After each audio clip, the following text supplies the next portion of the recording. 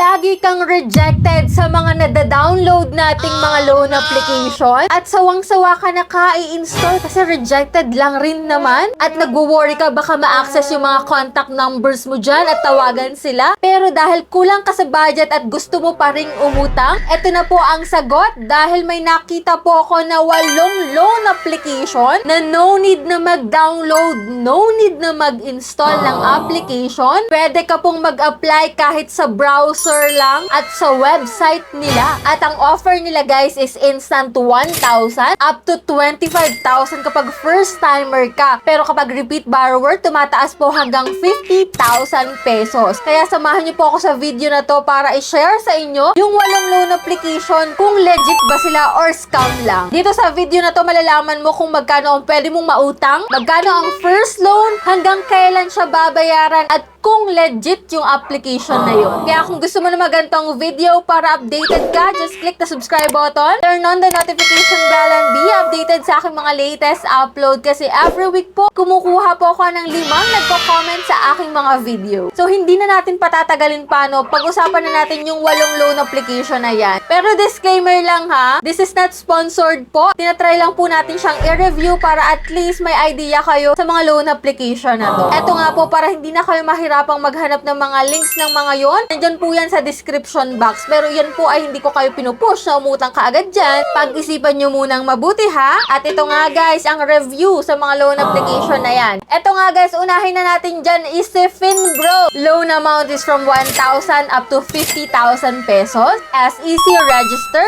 legit. At marami na pong borrowers ang na-approve dito. Yun nga lang, ang loan terms niya is pumapatak na 14 days to 30 days kapag first timer ka, pero pwedeng tumagal yun hanggang 12 months. Pag maganda po yung iyong credit standing dito kay Finbro. Ang cons lang is marami na rin complaints about sa collection nila kapag ikaw ay na-overdue. Kaya ang payo ko, magbayad on time at huwag magpapa-late payment. Kung makikita mo sa pangalawa sa list natin is si Pera Muning. 25,000 daw yung maximum offer dito, may term na 180 days. At ito nga, works with SEC authorized lenders. Legit naman at browser-based application. No need na mag-download talaga. Yun nga lang guys, si Pera Muning po is parang third party din talaga na kung saan ihahanap ka ng mga loan application na pwede kang ma-approve. Based na rin sa mga documents na ipinasa mo sa kanya. Parang marketplace lang siya guys. At once na naka-register ka dito guys, doon ka na mamimili kung saang application ka pwedeng mag-apply. Kaya hindi mo talaga masasabi na kay Pera Muning ka mismo mag-a-apply. Kasi may mga loan app po siya na ilalatag sa'yo. Next na natin guys is si Creditify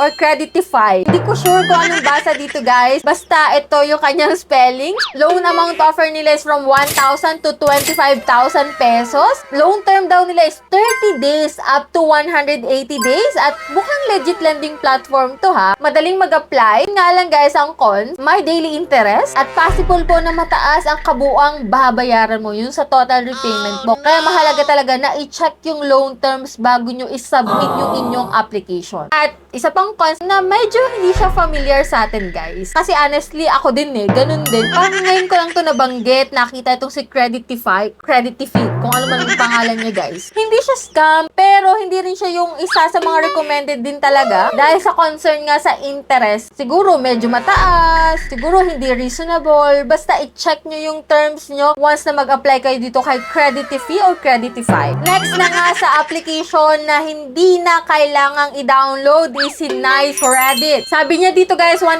to 50,000 pesos yung kanyang loan amount. 60 days to 365 days. SEC registered lending partner. Legit daw. Mataas ang maximum loan amount. At ang cons nga lang guys is limitado pa lang ang borrower reviews dito guys. Medyo kakaunti pa lang din talaga yung mga nakakapag-apply dito. Kaya kailangan nyo talagang suriin yung mga fees and charges na pwedeng i-apply dun sa inyong loan amount. Pero kung makikita mo nga dito guys, may 8 steps siya para makapag-apply ka, no? So, yan nga yung una. So, loan amount, anong layunin mo, number mo, ilalagay mo, Gmail mo, next, pangalan mo, and then, kung ikaw ba ay lalaki or babae, next is birthday, and then, yan, check mo lang yan, guys. And, yan, process na siya. And, yan, makikipag-ugnayan ka dito sa mga ibang loan application din. So, parang third party rin siya, nalalatagan ka ng iba't ibang loan application na dun ka mag-a-apply. Dito yan kay Nice Credit. So dito, kung siya may nilatag sa iyo ng mga loan application, pwede mo yung applyan. Pero sabi ko nga kanina, i-check mo yung fees and charges bago ka mag-submit ng application. So yan yung kay Nice Credit, no? So next natin guys is si Finami. Sabi niya nga guys, 1,000 to 25,000 yung kanyang loan amount. Terms niya is hanggang 180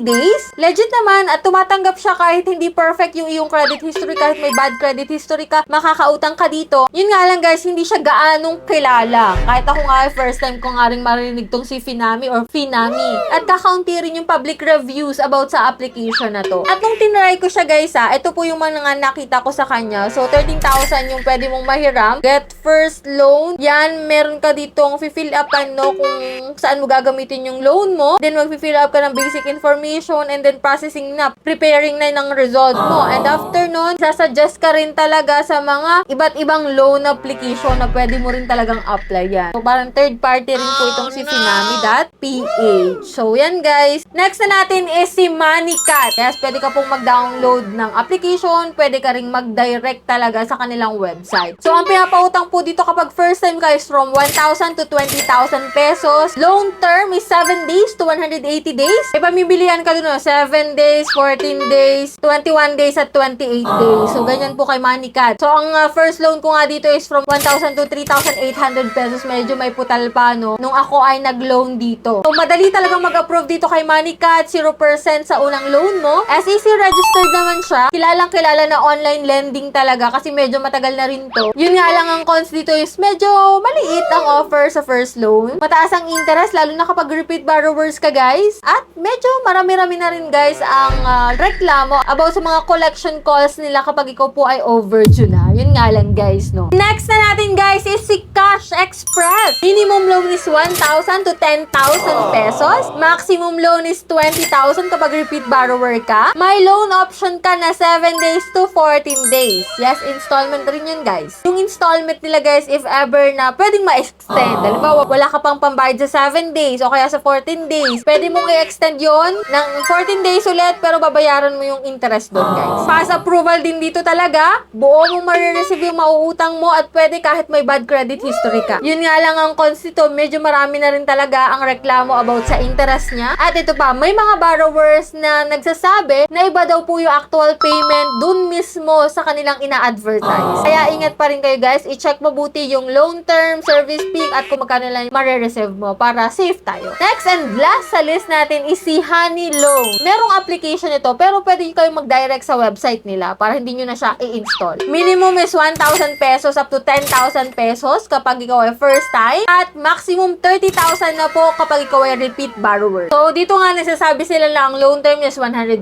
days. Ang pros nga nito is beginner friendly kasi kahit ikaw ay may bad credit history, pwede ka mag-apply dito, guys. Simple lang yung application at hindi siya masyadong mahigpit sa requirements. Basta may one valid ID ka lang, yes, gora na best. Makakautang ka dito. Ang cons lang is medyo kakaunti pa rin naman talaga yung mga public borrower reviews niya. Hindi siya ganun ka-establish katulad ni Moneycat at ni Finbro. Kaya mahirap ding i-verify yung mga actual reviews ng application na to. So, honest review din, pwede nyo rin itong maging backup, pero alamin muna talaga yung loan terms niya. Yun talaga ang dapat nyong unahing alamin bago kayo mag-apply sa mga loan application. Kaya narito po yung ating mga reviews para siya sa atin yung mga loan application na yan. And that's it. Yan po yung 8 loan application na no need na mag-download, no need na mag-install para hindi ma-access yung mga contact reference nyo, yung device nyo, at yung inyong personal information na nasa cellphone nyo. So, dito guys, direct sa website na yung pag-apply. And hoping ako na nagkaroon kayo ng idea about sa mga loan application na to. If ever man na may ma-encounter kayong ganyan, alam nyo na. Sa mga nagtatanong dyan, ulitin ko, nasa description box po yung mga links ng mga to para hindi na kayo mahirapang maghanap kung gusto nyo siyang applyan.